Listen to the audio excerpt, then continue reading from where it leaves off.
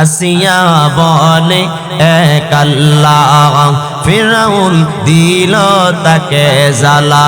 শীতলমারির মানুষের আল্লাহ কয়জন? সবাই তো বললেন না, আওয়াজ করে বলেন আল্লাহ কয়জন? আর একটা বাগেরহাটের মানুষ বাঘের মতো গর্জন করে বলুন আল্লাহ আমাদের কয়জন? ও শীতলমারির মুসলমানেরা, যে আল্লাহকে আল্লাহ বলতে গিয়ে আসিয়ার রাজপ্রাসাদ ছাড়তে হয়েছে, যে আল্লাহকে আল্লাহ বলতে গিয়ে স্বামীর সংসার ছাড়তে হয়েছে, যে আল্লাহকে আল্লাহ বলতে গিয়ে আসিয়ার ইজ্জত লুণ্ঠিত হয়েছে, যে আল্লাহকে আল্লাহ বলতে গিয়ে আসিয়ার শরীর থেকে রক্ত ঝরেছে, সে আল্লাহকে আল্লাহ বলতে গিয়ে আল্লাহর দ্বীন আল্লাহর জমিনে কায়েম করতে গিয়ে আমাদের যদি জীবন দিতে হয়, রক্ত দিতে হয়, রাজি আছেন কারা? বাঘের মতো গর্জন করে দুটো হাত আল্লাহকে দেখাই দেন তারা। নারে তাকবীর, কোরআন সুন্নাহর আলো। আসিয়া বলে এক আল্লাহ, ফিরআউন দিল তাকে জ্বালা।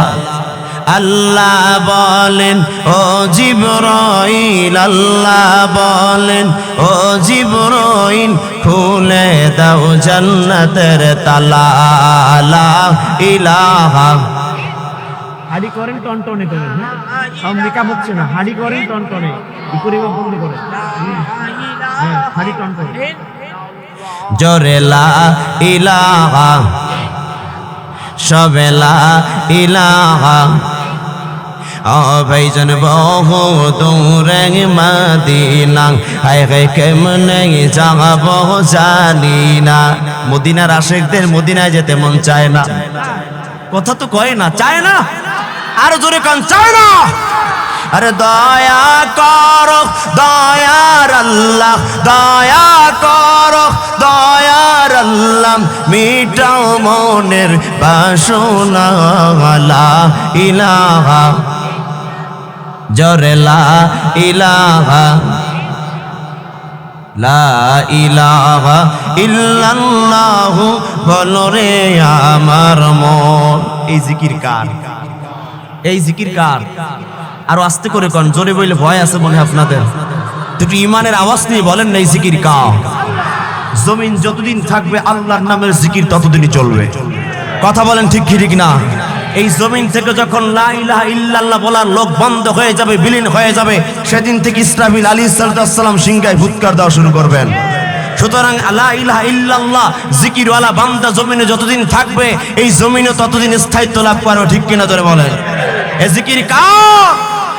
হযরতে আলী রাদিয়াল্লাহু তাআলা আনহু নবীর সামনে দাঁড়ালেন, দাঁড়িয়ে বললেন ইয়া রাসূলুল্লাহ ওয়া ইয়া হাবিবাল্লাহ, ও পয়গম্বর আরবি সাল্লাল্লাহু আলাইহি ওয়াসাল্লাম, আমি আলী যদি এক হাতে তরবারি নিয়ে 1000 কাফিরদের সামনে দাঁড়িয়ে যাই, আমি আলী 1000 কাফিরদেরকে কচু কাটার মতো কেটে জাহান্নামের অতল গহ্বরে পাঠিয়ে দেব। আমি আলী আপনার দরবারে যাই বলি, ও নবী আল্লাহ, আমি আলীর সামনে 1000 কাফির কিছুই না। আওয়াজ করে জোরে কর আল্লাহু আকবার।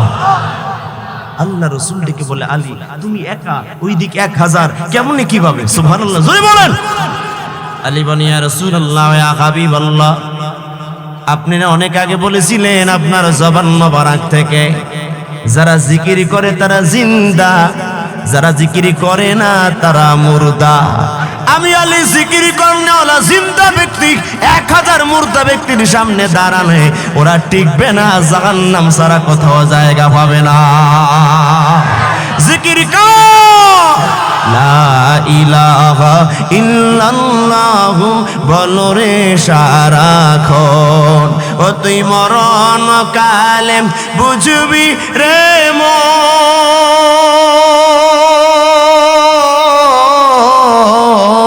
তুই নিদান কালে বুঝবি রে মন।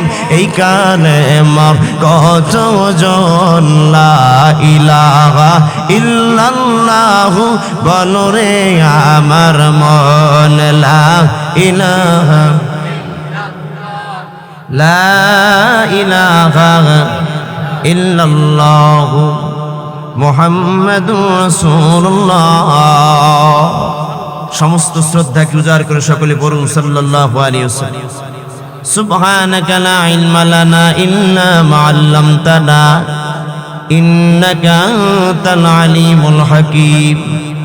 রব্বি ইয়াসসির ওয়া লা তুয়াসসির وتمم علينا بالخير اللهم بارك لنا في رجب وشعبان وبلغنا رمضان আলহামদুলিল্লাহ।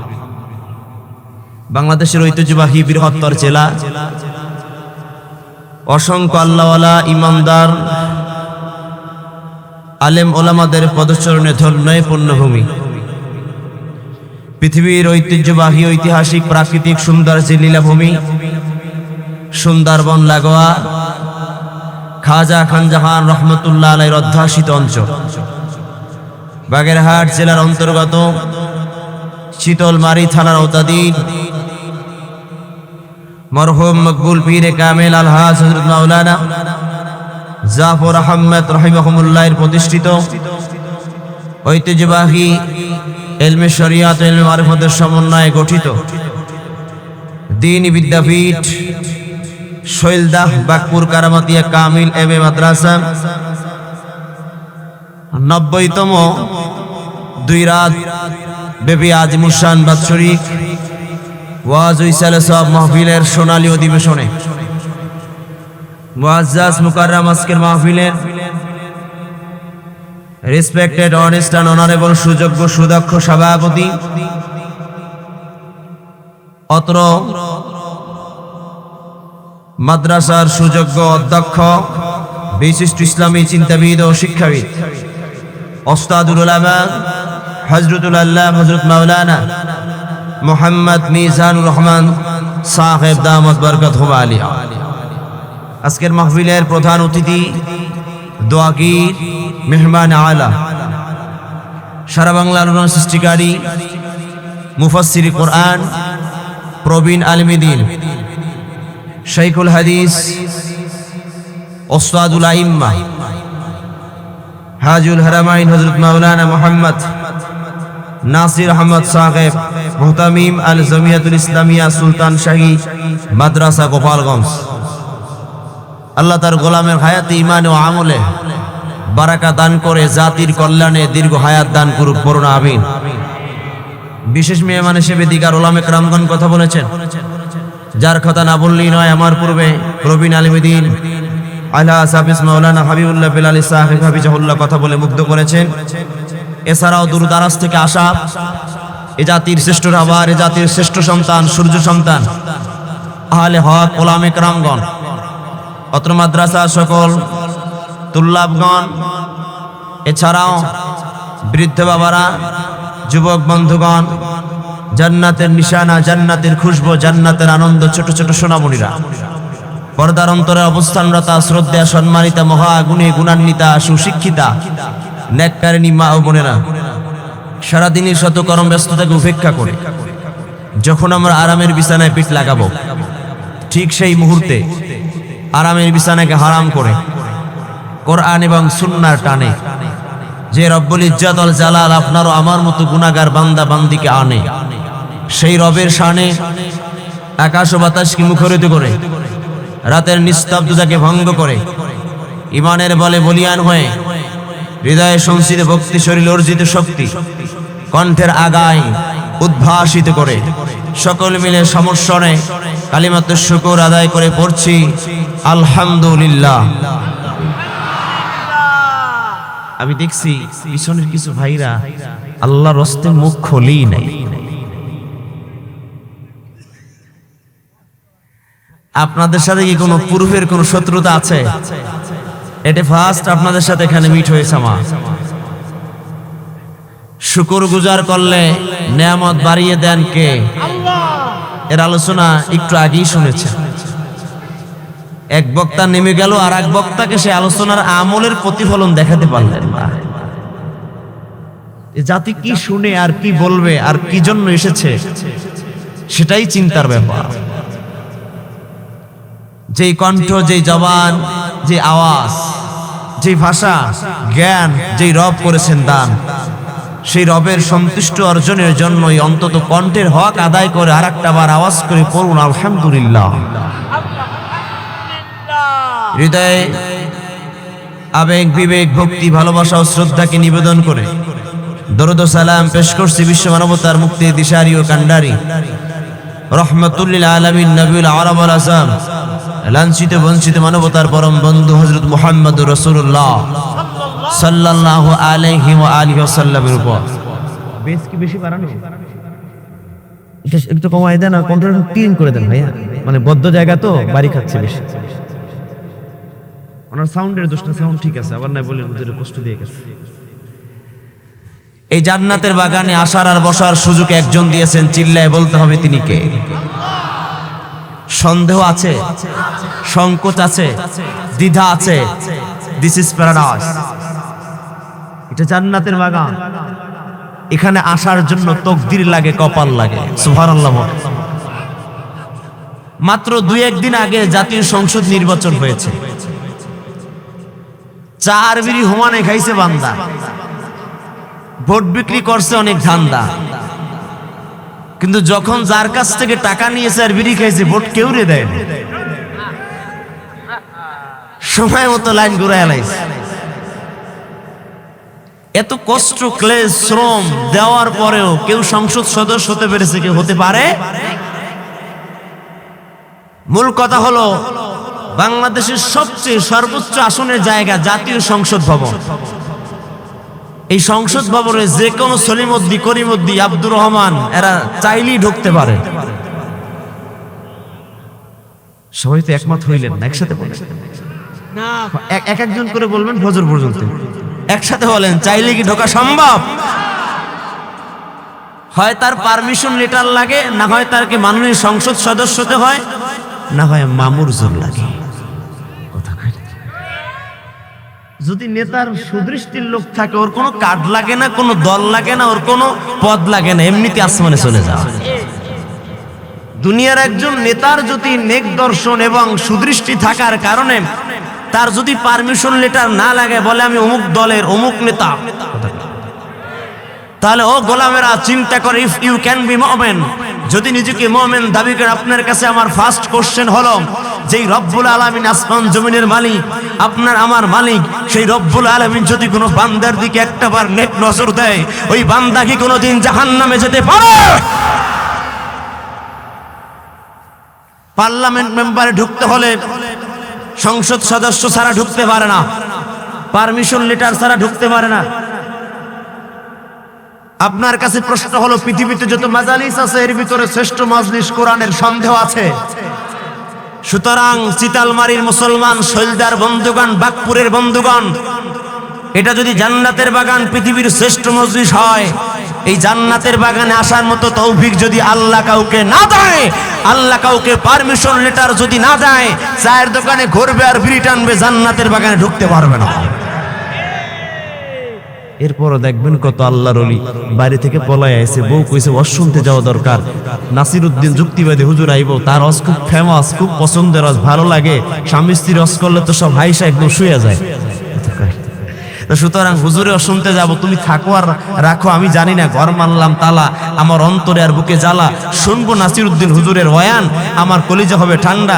এই আশা নিয়ে যখন আয়, চিন্তা করে বউসরা শীতের রাতে কেমনি ঘুমায়, তো যাই ওর শুনতে, তো জান্নাতের বাগানে ঢুকে না, ওই চায়ের দোকানে চিপায় চাপায় ডানে, আর ডান হাতে বিড়ি, বাম হাতে চা, যত মন চায় খা। কথা কয় না, আছে না নাই? আমনি ওদিকে মনে হয় বিড়িওয়ালা কেউ নাই। স্টেজের পিছন থেকে গন্ধ হয় গাঁজা। কিসের? কিরে গাঁজার গন্ধ আইতেছি কেন? পাশ থেকে সভাপতি গাঁজার গন্ধ। আপনি ভাবলেন কি ভাবে? আমি জানি, বলাঙ্কে যাই দিয়ে একজন গাঁজা বানায় খাইতেছে। সুবহানাল্লাহ কোন দেখছেন নি পাবি? নাউজুবিল্লাহ। সেই জান্নাতের বাগানে ঢোকার তৌফিক দেন একজন, বলুন তো তিনি কে? কষ্ট হচ্ছে আপনাদের? একটু সময় নিয়ে আমি চলে যাব, টাইম বাধা আমাদের কাছে। সুযোগ দিয়েছেন কে? এই বসাটা যদি জীবনের শেষ বসা হয়ে যায়। গত বছর রমাদানের আগে হাতে কিছু হাদিয়া দিয়া এই হাতে চুমু খেয়ে বলছে, হুজুর আপনার পিছনে তারাবির নামাজ আদায় করব, দোয়া করবেন, খুব মনের শান্তি আর আশা। প্রথম রমজানের আগের দিনে আল্লাহর বান্দার তারাবির নামাজ আর পড়তে পারেন, তার জানাজার ইমাম হওয়া লাগছে। শৈলদার মানুষ, আসুন না নিজের জীবনটাকে পরিবর্তন করে কোরআনের আয়নায় আনি। কি বলছে কোরআন? গুনাহ করে তো সময় অনেক কাটাই, তাস খেলে দেখলেন, মদের আড্ডায় গিয়ে দেখলেন, জেনা করে দেখলেন, কিছুই না। রাসূল বলে যখন তুমি নেকির কাজ করবা অন্তরে তোমার শান্তি অনুভব হয়। নেকির কাজ ছুটে গেলে অন্তরে যন্ত্রণা তৈরি হয়, আহারে এই নেকিটা ছুটে গেল। তখন মনে করবা তোমার ইমানের নূর এখনো সিনায় বলবৎ আছে। আর যখন দেখবা নেকির কাজ ভালো লাগে না, গুনার কাজ করতে ভালো লাগে, আনন্দ পায়, মজা পায়, তখন মনে করবা তোমার এই কলব থেকে ইমানের নূর উঠে গিয়েছে। সবাই কথাগুলোর দাম বুঝবে না, সবাই এর মূল্য দিতে পারবে না। এই পৃথিবীটাকে আল্লাহ এত দামি করে বানিয়েছেন, আর এই পৃথিবীকে বনি আদমের গোলাম আল্লাহ বানিয়েছেন। কন্যা রব্বুল আলামিন যখন এই জমিনটাকে বানালেন, পানির উপরে জমিনটা কম্পন তৈরি করে, কাঁপাকাঁপি করে, জমিন পানির উপরে থই থই করে ঢেউয়ের সাথে তালে তালে লড়াশোনা হয়ে যায়। আল্লাহ রব্বুল আলামিন বলেন ওয়াল জিবালা আওতাদা, আমার আল্লাহ বানালেন পাহাড়, ওই মাউন্ট এভারেস্টের মতো পাহাড়গুলো বানায়, লোহা বানায়া, প্যারেক বানায়, জমিনের কাঁপুনি ঝাঁকুনি প্রকম্পন ভাইব্রেট বন্ধ করে দিলেন, ভাইব্রেশন অফ করে দিলেন। অবাক দৃষ্টিতে ফেরেশতারা তাকায় রইল। ও আরশের মালিক আল্লাহ, ও জমিনের মালিক আল্লাহ, হাল মিন খালকিকা আশাদ্দু মিনাল জিবাল, বলো না মনি, বলো না তোমার এই সৃষ্টিরাজির ভিতরে পাহাড়ের চেয়ে শক্তিশালী মনে হয় কোনো সৃষ্টি নাই? আল্লাহ বলে ক্বালা নাম, ও আমার ফেরেশতারা শুনে নাও, শুনে নাও, এই পাহাড়ের চেয়ে শক্তিশালী মাখলুকাত আমি আল্লাহ জমিনে সৃষ্টি করে রাখলাম। ফেরেশতাদের মনে জানার আগ্রহ বেড়ে গেল, তামান্না বেড়ে গেল, জানার উদ্যম বেড়ে গেল, অনুপ্রাণিত হয়ে গেল। আরশের মালিক আল্লাহ বলুন না আমাদেরকে, এই পাহাড় উঁচু ভবনের মতো পাহাড়, টাওয়ারের মতো উঁচু উঁচু পাহাড়, এই পাহাড়ের চেয়ে শক্তিশালী কোন মাখলুকাত আপনি বানাইছেন কি? আমাদের জানিয়ে দেন। আল্লাহ রাব্বুল আলামিন বলেন হাদিদ, দিস ইজ আয়রন, আমি আল্লাহ লোহা বানালাম, আমি আল্লাহ লোহা বানালাম।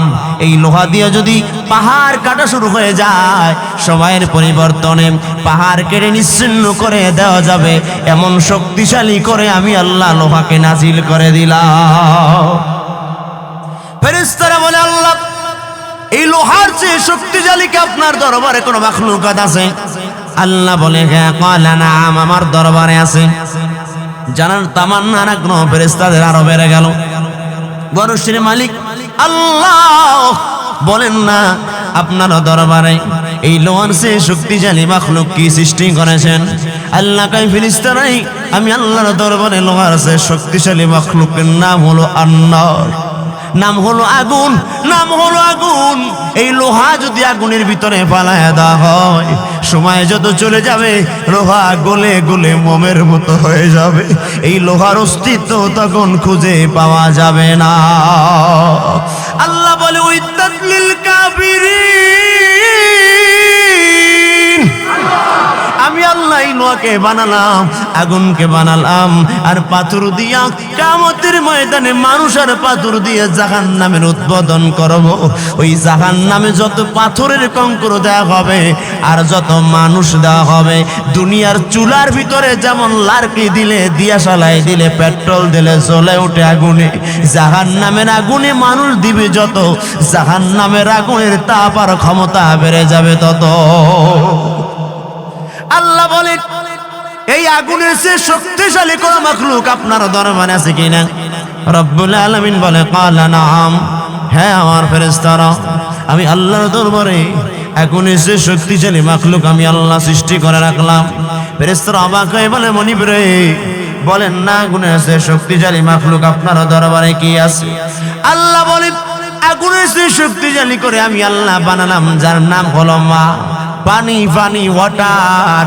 পানি যখন আগুনে ঢালবা আগুন তখন নিভে যাবে, পানির ক্ষমতা তখন বেড়ে যাবে। বলুন তো ফেরেশতাদের জানার উত্তম বাড়বে না কমবে? আরো ধরে বলেন, বাড়বে না কমবে? ফেরেশতারা বলে, রব্বুল আলামিন আমাদেরকে জানায় দেন পানির চেয়ে শক্তিশালী কোন মাখলুক আপনি সৃষ্টি করেছেন কিনা। আল্লাহ রব্বুল আলামিন বলে, করলাম। কি গো আল্লাহ? বলে রব্বুল আলামিন এবারে বলতেছেন, পানির চেয়ে শক্তিশালী করে আমি আল্লাহ সৃষ্টি করলাম, যার নাম হলো বাতাস। ও বাতাস আমায় তুমি নিয়ে যাও না, যেথায় শুয়ে আছে নূরে মদিনা, যে ফুলের সুবাসে মন টেকে না, যে ফুলের সুবাসে মন টেকে না। ও বাতাস আমায় তুমি নিয়ে যাও না, যেথায় শুয়ে আছে সোনার মদিনা। ঠিক কিনা? বাতাসকে আমি আল্লাহ বানালাম পানির চেয়ে শক্তিশালী করে। এই বাতাস যদি ডানে যায় পানির গতি ডানে যায়, বাতাস যদি বামে যায় পানির গতি বামে যায়। এই বাতাস যদি সামনে যায় পানির গতি সামনে যায়। এই বাতাসের কারণে জলোচ্ছ্বাস হয়, এই বাতাসের কারণে নিম্নচাপ হয়। এই বাতাস যদি উপর দিকে যায় আগুনের তাপ উপর দিকে চলে যায়। বাতাস যেই দিকে আগুনের গতি যায় সেই দিকে, বাতাস যেই দিকে পানির গতি যায় সেই দিকে। সুতরাং আমি আল্লাহ আগুনের পানি সে শক্তিশালী বানালাম বাতাস। কি বলেন তো, ফেরেশতারা কি অবাক হইছে কি হয় নাই? কথা কন না কেন, হইছে কি হয় নাই? এখন কি জানতে মনে চায় না আল্লাহ বাতাসের সে শক্তিশালী কিছু আছে? চায় না? দেখি তো কার কার চায়। কার কার চায় না? চায় না। ভাষা বোঝা যায় তো? যায় যায়। এই বাতাসে সে একজন বৃদ্ধা মহিলা সারাদিন ভিক্ষা করে। সন্ধ্যাবেলা বাড়িতে যখন ফিরে যাবে এই বৃদ্ধা মহিলার সামান্য কিছু কালেক্ট করা, ভিক্ষা করা, সংগ্রহ করা আটার গামলা নিয়ে রওনা হয়ে চলে গেছেন। হঠাৎ করে বাতাসের ঝাপটায় সে বৃদ্ধা মহিলার গামলার আটা উঠায় ফালায় দেয় নাই জমিনি, বরং উঠায় নিয়ে গেছে। কে এসে নিয়ে গেছে? আস্তে করে কন না, কে? সরে না, ডাকাতে না, বাতাসে নিছে। আমগো দেশে বাতাস নিবে কখন? মানুষ নিয়ে কুল পায় না। বাতাস যখন গামলা নিয়ে গেল, বাতাস যখন আটা নিয়ে গেল, বৃদ্ধা মহিলা কান্দে কান্দে হারে। পরিবারের ভিতরে আমি একমাত্র ইনকাম করার, রোজগার করার মতো মানুষ। আমার এই গামলার আটা নিয়ে গেল, আমি এখন সন্তানের মুখে কেমন করে খাবার দিব? আমি যখন বাড়ি ফিরে যাব, সন্তানেরা আমাকে যখন বলবে মা ক্ষুধা লাগছে খাবার দাও, একমাত্র মা জানি সন্তানের কাছে যখন মায়ের কাছে খাবার চায় মায়ের দিলটা তখন কেমন করে। জনম দুঃখিনী মা কান্না করতে করতে রওনা, তদানীন্তন সময়ের বাচ্চার দরবারে রওনা হয়ে যাচ্ছে। বাদশা নামদারের কাছে গিয়ে বলবে, আমার আজকে দিনের জন্য সামান্য টাকা দিয়ে দেন, আমার একটু ভিক্ষা দেন। যেহেতু সারা জায়গায় ভিক্ষা করে যত আটা পাইলাম, বাতাসে আমার আটার গামলা উড়ায় নিয়ে গেলাম। জমিনে যদি ফালায় দিতাম, জমিন থেকে কালেক্ট করে সংগ্রহ করে আবার উঠায় আমি পরিচ্ছন্ন করে নিতে পারতাম। না না, এমন বাতাস এসে যেই বাতাসে গামলা, আপনি কেন কেন কান্না করেন, কেন কাঁদেন আমাকে জানায় দেন। বৃদ্ধা মহিলা বলে, নওজোয়ান আমার কান্নার কথা শুনে তোমার কোনো ফায়দা হবে না, সমাধান করতে পারবা না, সাজেশন দিতে পারবা না। আমার কান্না শোনার পরে তুমি আমাকে কোনো সলভ করতে পারবা না, সুতরাং তোমার বলে কোনো লাভ নাই। কারণ মহিলারা যখন কান্দে মহিলাদের দিবেন তখন পাম, পাম দিলে মহিলা দেয় পামের বড় দাম। কত কই না বলুন, জোরে কোন ঠিক কিনা? এই পাশ থেকে সলিমউদ্দিন তাকায় দেখে তার ভাই চইলা গেছে বিদেশ। কোন দেশ? জোরে কয় না, এ দেশ না বিদেশ? বিদেশ যাওয়ার পরে সলিমউদ্দিন এবার কয়, ভাই জান রে, ভাই জান তো বিদেশ চইলা গেল, ভাবি আপনার হাতে না আছে বড় চাবি। ও ভাবি আমি হয়ে গেলাম আজকে আপনার জন্য কবি। পাশের ভিতরে বসে কয়, ভাবি রে আপনার না এত সুন্দর চেহারা, ভাবি রে আপনার না কত সুন্দর লাজুক। ভাবি আপনার না কত সুন্দর চেহারা, এত সুন্দর মিষ্টি হাসির একজন মানুষকে কেমন করে খিটখিটে আওয়াজে আপনার স্বামী আঘাত করে, আপনারে কষ্ট দেয়, এরকম হতে পারে না। আপনার মতো যদি একটা বউ পেতাম আমি চাঁদের দেশে নিয়ে রাখতাম। জোরে কয় না, আছে না নাই? আর ভাবি চিন্তা করে তো আমার কবি, এর তো আমার দরকার, আমার স্বামী আমারে ভালোবাসে না, আমার সাথে খিটখিট আওয়াজ দেয়। তখন ভাবি কয়, স্বামী আমার, আমি যখন চেয়েছি টাকা, যখন আবদার করেছি গয়নার, চলে গেছে স্বামী বিদেশ। ময়না যখন আবদার করছি গয়নার, চলে গেছে বিদেশ, বিদেশ গিয়া পাঠাইছে টাকা। ওই টাকা নিয়া ভাবি এখন দেওরের সাথে চলে গিয়েছে ঢাকা। আছে না নাই? মহিলা তো ফার্ম দিলেই ফার্মের দাম দেয়। বৃদ্ধা মহিলাকে ডেকে বলে, মা বলেন বলেন বলেন। বৃদ্ধা মহিলা এবার ডেকে বলে, অবজ বাবা, আমি সারাদিন ভিক্ষা করে যাটা পেতাম এইভাবে চলে গেল। মহিলাকে বড় নৌজন শিখে, ও মা শোনেন না, মা গো শোনেন, আপনি রাজার দরবারে গিয়ে যদি বলেন, রাজা গ আমার একটু ভিক্ষা দেন, আপনি কিন্তু ভালো কিছু পাবেন না। আমি আপনার সূত্র শিখাই দিই, আমি আপনাকে বাতায় দেই, শুনে নেন। রাজার দরবারে গিয়ে বলবেন, আপনি যেহেতু এই এলাকার রাজা, এলাকার সম্রাট, এলাকার বাদশা, সুতরাং আপনার দরবারে আমি মামলা দিয়ে যাই, বিচার দিয়ে যাই। সেটা হলো, আমার আটার গামলার আটা উড়ায় নিয়েছে যেই বাতাসে, সেই বাতাসের বিচার